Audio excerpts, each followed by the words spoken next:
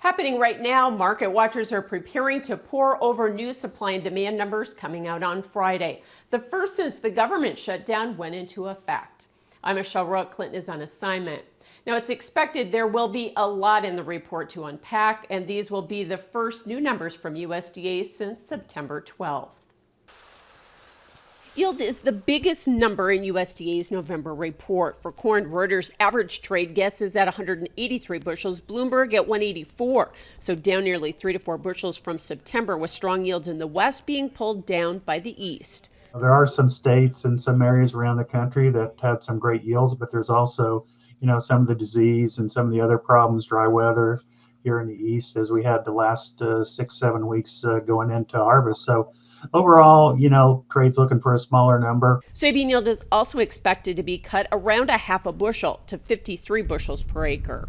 I think the yield is lower. I think the Dakotas were down, especially North Dakota. I think the hot, dry finish took a little bit of the yield off of the Eastern Corn Belt, the I-states for sure. So I'm a little bullish there, but I would not be surprised at all if there's no adjustment to the yield at all. Soybean demand is also up for debate with the uncertainty of what USDA will use for China's export purchases. Well, I think you got to go with 12 if you're going to write anything in, only because that's what they're advertising. We have no reports of a trade agreement actually signed. And so USDA may just punt on those and keep them as they were before. And the net result of that will be some carryout figures that may not be a whole lot different than what we saw before. Other market analysts say even with China demand, soybean ending stocks will rise because USDA's soybean export estimate is too high. Even if we pick up the 12 million metric tons yet in this crop year, I'm just not convinced that we'll see an export estimate above 1.5. That means that USDA's export estimate is overstated by about 220 million bushels.